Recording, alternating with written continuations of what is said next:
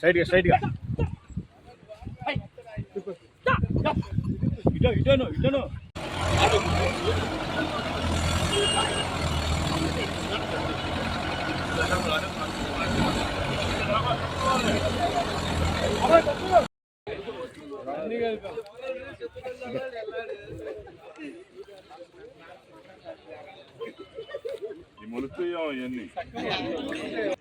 ఈరోజు ఏరో పౌర్ణమి సందర్భంగా ఏరువాక్ కార్యక్రమం నిర్వహించడం జరిగింది. సకాలంలో వర్షాలు రావాలి, పంట పండాలి, రైతులు ఆనందంగా ఉండాలని ఈరోజు ఈ పౌర్ణమి రోజున ఎడ్లకి పూజలు చేసి, భూమికి పూజలు చేసి, దుక్కి దున్ని విత్తనాలు జల్లే కాలం ఈరోజు మంచిదని చెప్పి వ్యవసాయ పనులన్నీ కూడా ప్రారంభిస్తారు. ఈ సందర్భంగా ఏరువాక కార్యక్రమం నిర్వహించడం జరిగింది.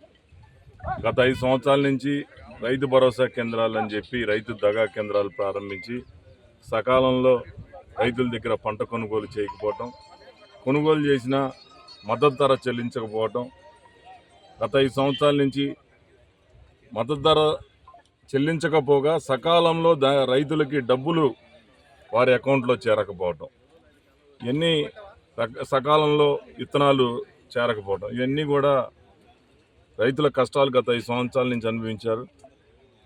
ఈ రాబోయే కాలంలో సకాలంలో వర్షాలు పడాలి, పంట నూర్చే టైంలో తుఫాన్లు అవి రాకుండా పంట చేతికి వచ్చి రైతు ఆనందంగా ఉండాలి. రైతు ఆనందంగా ఉంటే దేశం ఆనందంగా ఉంటుంది, దేశం ఆనందంగా ఉంటే అభివృద్ధి అనేది వేగంగా జరుగుతుందని రాష్ట్ర సంపద అంతా కూడా రైతు మీద ఆధారపడి ఉంది.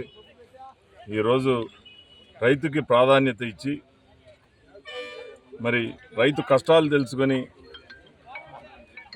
సకాలంలో పంట కొనుగోలు చేయటం, విత్తనాలు చెల్లించడం, పురుగు మందులు సబ్సిడీల మీద అందించడం, ఇవన్నీ కూడా తుఫానుల్లో నష్టపోయిన రైతులకి బీమా పథకం వర్తింపజేయడం, ఇవన్నీ కూడా ప్రభుత్వ బాధ్యత.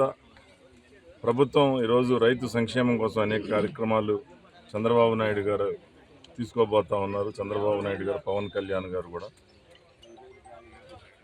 ఈరోజు ఈ కార్యక్రమం మరి రైతులందరూ కూడా వచ్చి ఆనందంగా భాగం పంచుకోవడం జరిగింది. ఈ సందర్భంగా రైతులందరికీ కూడా అభినందనలు తెలియజేస్తూ, ఈ 5 ఏళ్లలో గత 5 ఏళ్లలో ఎక్కడ ఇరిగేషన్ కాలువలు అనేది బాగు చేసిన దాఖలాలు లేవు సార్. మీ ఇరిగేషన్ కాలువలు గతంలో ఎప్పుడు పూడికి తీతలు లేవు. వర్షాలు ఎక్కువ పడితే మురుగుపోవడానికి అవకాశం లేదు. ఒకవేళ వర్షాలు లేక కాలువలు వెళ్తే ఆ నీరు రైతులకు అందే పరిస్థితులు లేవు. ఇక్కడ నుంచి ఇది ఎలక్షన్లు అయిపోయి ఇంకా పంట దగ్గరకు విత్తనాలు చల్లే టైం కాబట్టి ఈ సంవత్సరం ఎక్కడన్నా అత్యవసరంగా ఉన్న తూటికాడ గుర్రపు డెక్క తొలగిస్తూ ఉన్నాం, ఎక్కడన్నా 1-6 కాలువలు కూడా పూడికి తీస్తూ ఉన్నాం. నెక్స్ట్ సీజన్ నుంచి మాత్రం ముందుగానే వేసవ కాలంలోనే ప్రణాళికలు రూపొందించుకొని కాలువలన్నీ పూడికి తీతలు కానీ అన్ని రైతుకు సంబంధించిన ప్రతి కార్యక్రమం, ఇప్పుడే గొడవరలో కరెంటు సమస్య ఉంటే ఎస్సీతో కాన్ఫరెన్స్ పెట్టి రైతులందరితో కూడా కాన్ఫరెన్స్ పెట్టి మాట్లాడటం జరిగింది. ఆ సమస్య వెంటనే పరిష్కారం చేయమని, అలా రైతులందరికీ అందుబాటులో ఉండి గ్రామీణ ప్రాంతంలో ముఖ్యంగా రైతులే సమస్యలు ఉంటాయి కాబట్టి ఆ సమస్యల మీద పనిచేస్తారు. సార్, వ్యవసాయ మీటర్లకు సంబంధించి మీ ప్రభుత్వం తీసుకున్న చర్యలు ఏంటి సార్?